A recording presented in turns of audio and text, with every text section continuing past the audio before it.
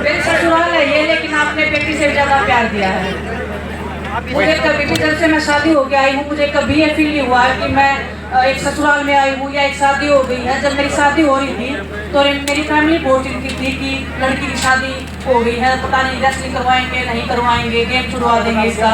लेकिन मैंने अपनी माँ को आश्वासन दिया था कि तेरा सपना मैं जरूर पूरा करूँगी। और आपने उस सपने को जिंदा रखने में मेरी जो मदद की है, जो साथ किया है, जो हौसला दिया है, मैं तहे दिल से आपके शुक्रगुजार रहूँगी हमेशा। आपका कर्ज मैं नहीं चुका पाऊँगी, किसी भी चीज़ से नहीं चुका पाऊँगी, क्योंकि बोलते हैं माता पिता का कर्ज आप पूरी जिंदगी नहीं चुका पाते हो। लेकिन जो दर्द जो तकलीफ आप लोगों ने सही है, अरे भैया मोबाइल उधर करिए, हमने जो सही है वो तो हम भूल गए हैं, क्योंकि आप लोगों ने इतना प्यार हमें जो दिया है। लेकिन आपकी तकलीफें जो है वो मैं चाहती हूँ कि थोड़ा सा भी अगर मैं कम कर पाऊँ तो परमात्मा को मैं शुक्रगुजार हमेशा कहूँगी कि आपने इस धरती पे, इस जमीन पे मुझे भेजा है। और जींद की धरती तो वैसे भी इतिहासकारी रही है, आंदोलनकारी रही है, और इसका इतिहास बहुत पुराना है। यहाँ के बहुत साहसी लोग हैं, बहुत जिंदा दिल लोग हैं। जब मेरी शादी हो रही थी तो मुझे पता था कि मैं एक ऐसी धरती पर जा रही हूँ जहाँ पे मान और सम्मान और प्यार जो है वो मुझे शायद नहीं मिलता, जो जींद की धरती में मुझे दिया है। हेलो, जब मैं शादी हो के आई थी तो मैं चाहती तो मैं शादी बड़े शहरों में भी कर सकती थी, बड़े होटलों में भी कर सकती थी। लेकिन मेरा एक सपना था कि जब मैं शादी हो गया हूँ तो मेरी शादी जब मैं अपने घर को विदा करूँ तो मेरे घर से मेरी विदाई हो। तो मैंने अपने घर को चुना शादी के लिए। बहुत सारे जो न्यूज़ वाले लोग हैं, जो मीडिया कर्मी हैं, वो पूछते थे कि आपने बड़े शहरों में या बड़े होटल में शादी नहीं की, बहुत छोटा सा गाँव है। लेकिन मुझे बस प्राउड था कि मैं अपने गाँव की उस धरती को ना भूलूँ। और जब मैं शादी हो के आई तो आपको पता है कि यहाँ पे अपने बड़ा प्रोग्राम भी रखा था। बस मेरी दिल की इच्छा थी और मेरी आज भी यही इच्छा है। इसलिए नहीं बोल रही कि मैं यहाँ पे अभी इलेक्शन में आ गई हूँ, इसलिए मैं बोल रही हूँ। मेरा सपना है हमेशा से कि मैं गांव में रहूँ, क्योंकि गांव में मेरा दिल लगता है। और गांव में जो जिंदा दिल लोग हैं वो शहरों में नहीं मिलते, मुझे ऐसे लगता है।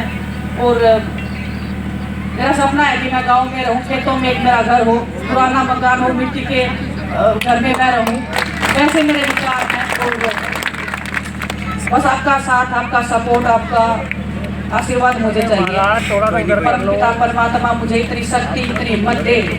जिस वक्त के साथ मैं इतनी लड़ाई में लड़ रही हूँ बहुत मुश्किल है, लेकिन आपकी बेटी आपको वादा करती है कि हौसले नहीं टूटेंगे बिल्कुल भी। और मैं यहीं पे रहूँगी, आपके बीच में ही रहूँगी। ऐसे मत मानना कि मैं यहाँ से जीत तो चाहे हारूं, कोई इस चीज़ से कोई मैटर नहीं है। मैं यहीं पे रहूँगी, क्योंकि जब मैं यहाँ से गई थी तो सिर्फ एक ही रीजन था कि यहाँ पे स्पोर्ट्स का, रेसलिंग का इतना नहीं था। मुझे रेसलिंग करना था, इसलिए मुझे थोड़ा शिफ्ट करना पड़ा था यहाँ से। लेकिन मैं इधर, हमारा घर है, इधर ही रहूँगी। और मैं प्राउडली फील करती हूँ कि मैं एक गाँव के एक ऐसे परिवार में मेरी शादी हुई है, जो इतना सम्मान, मान सम्मान मुझे आपकी चौगामत आपने दिया है। मैं उस मान सम्मान का हमेशा सम्मान बनाए रखूँगी, चाहे कोई भी कीमत चुकानी पड़े। मैं कांग्रेस पार्टी का बहुत धन्यवाद देना चाहती हूँ, सिर्फ इसलिए नहीं कि मुझे टिकट दिया है। जब हम रोड पे बैठे थे तो प्रियंका जी मेरे हमारे साथ में आई थी। हम बहुत ऐसे बोर्ड पे बैठे थे कि जहाँ पे ऐसे लग रहा था कि हिम्मत नहीं है, और कुश्ती तो छोड़ो कि ऐसे लग रहा था कि हम अपने देश को छोड़ के चले जाएं, क्योंकि बहुत बेइज्जती फील हो रही थी। और जब प्रियंका जी ने एक बात बोली थी मुझे कि हिम्मत नहीं हारना है, जो जवाब आप रेसलिंग मैच से दे सकते हो ऐसे लोगों को, उससे ज़्यादा कहीं नहीं मिल सकता है। उस दिन मैंने फैसला किया था कि नहीं, कुश्ती तो दोबारा फिर से करनी पड़ेगी। हिम्मत आप लोगों ने दिखाई, आप लोगों ने सम्मान दिया, आप लोगों ने हौसला दिया, तो उस मंच तक मैं गई।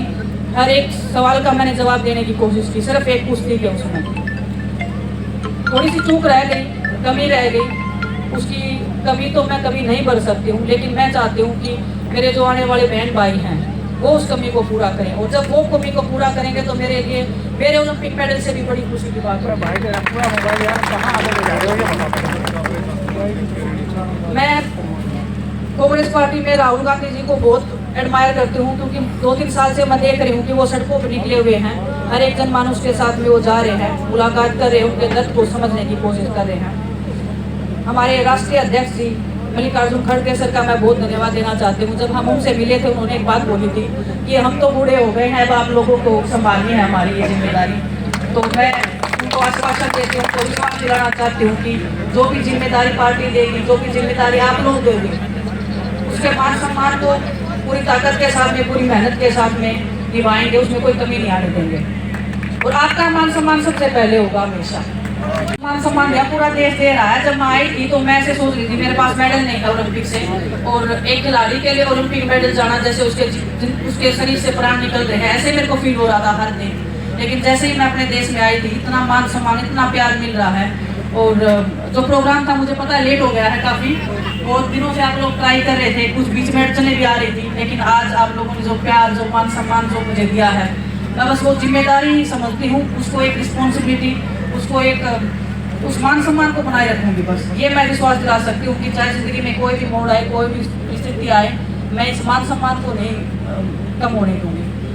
और परसों हम अपने ऑफिस का उद्घाटन कर रहे हैं, सुबह हवन करने हैं 11 बजे। मैं चाहती हूँ कि आप सब लोग उसमें शामिल हो और हम एक ज़िंदगी की नई शुरुआत करें, अपने जुलाना के लिए एक नई शुरुआत करें। और बस ये जो जुलाना मैं भी देख रही हूँ 1-2 दिन से सुर्खियों में चल रहा है, मैं चाहती हूँ कि ये ऐसे ही सुर्खियों में चलता रहे, ऐसे ही ऊपर बढ़ता रहे। इसका नाम मैं जो मेरी कर्म भूमि का जो मैंने नाम किया है, मैं चाहती हूँ मेरी कर्म भूमि का मैं उससे भी बड़ा नाम करूँगा। बहुत बहुत धन्यवाद आपके। बहुत ही ज़्यादा आते हैं, लेकिन कभी अगर आपके मान सम्मान पे बात आएगी तो आपकी बेटी आपके साथ खड़ी मिलेगी आपको। मैं श्री दीपेंद्र सिंह हुड्डा जी, जो हमारे मुख्यमंत्री रहे हैं पूर्व में, उन्होंने खेलों का बहुत ज़्यादा सम्मान किया है। 10 साल से हम खिलाड़ियों को पता है कि हमने कैसे हरियाणा में खेल को रखते हुए देखा है। मैं बड़े भाई दीपेंद्र सिंह हुड्डा बहुत ही एक नेक दिल इंसान है, क्योंकि जब भी कुछ बात होती है तो ऐसे हम बातचीत करते हैं कि लगता ही नहीं है कि वो कोई इतने बड़े पद पे बैठे हैं, या क्योंकि पॉलिटिशियन लोग इतना जल्दी आपसे रूबरू नहीं होते हैं, वो आपके टच नहीं कर पाते हैं। लेकिन भाई साहब ने हमेशा आशीर्वाद दिया है, प्यार किया है। और जंतर मंतर पे जो उन्होंने, जैसे हम लड़ाई लड़ रहे थे तो वो भी हमारे साथ में लड़ाई लड़ रहे थे। किसी भी चीज़ की ज़रूरत या किसी भी चीज़, जब भी हम मेंटली फील करते थे कि नहीं अभी लो टाइम है, तो भाई साहब ने हमेशा समझाया कि नहीं विनेश, हार नहीं माननी है, बस कुश्ती लड़ना है, कुश्ती नहीं छोड़ना है कैसे भी। तो बहुत सारे लोगों का आशीर्वाद और प्यार रहा है। देश ने बहुत कुछ दिया है मुझे, और कुश्ती ने भी बहुत कुछ दिया है। आज मैं जो कुछ भी हूँ कुश्ती की वजह से हूँ। मैं चाहती हूँ कि कुश्ती तो बढ़े ही बढ़े इस हमारे जिंद के एरिया में, लेकिन हर एक को स्पोर्ट्स बढ़े। और जब भी ओलंपिक्स में नाम आए तो जिंद की धरती का ऐसा नाम आए कि यहाँ से जो एथलीट निकले हैं वो कहीं नहीं है पूरे देश में। मैं ऐसा एक सपना सजोड़ा चाहती हूँ, और आपके आशीर्वाद से, आपके विश्वास से बस ये चाहती हूँ कि आप अपनी बेटियों को जरूर आगे बढ़ाएं। जो भी बेटी छोटा सपना देखती है उसको बड़ा करने में आपका सबसे अहम योगदान रहेगा उसमें। तो जितनी भी मेरी बहनें हैं, छोटी छोटी बच्चियां हैं, मुझे बहुत प्राउड फील होगा अगर आप उसको स्पोर्ट्स में या किसी भी फील्ड में डालोगे। बस आप उसका सपोर्ट करो, उसको आशीर्वाद दो। हम जैसे खिलाड़ी जो बैठे हैं किसी भी चीज़ में, चाहे वो बातचीत करने से ही कई बार हौसला बढ़ जाता है बच्चों का, किसी भी चीज़ की ज़रूरत हो हम सामने साथ खड़े मिलेंगे। और मैं मेरी बहनों से जो भी, मैं ऐसे बात नहीं कर रही हूँ कि मेरे ससुराल है, मैं ऐसे बात कर रही हूँ कि मेरा परिवार है। ये मेरी कर्म भूमि है। मैं अपनी जन्मभूमि को छोड़ के यहाँ पे आई थी, और मैं चाहती हूँ उसकी कर्म भूमि को, मेरी माँ जब मेरे से पूछे तो मैं बोलूँ सम्मान से कि मैं जिस कर्म भूमि में आपने मुझे भेजा उसका मान सम्मान मैंने हमेशा बनाए रखा है।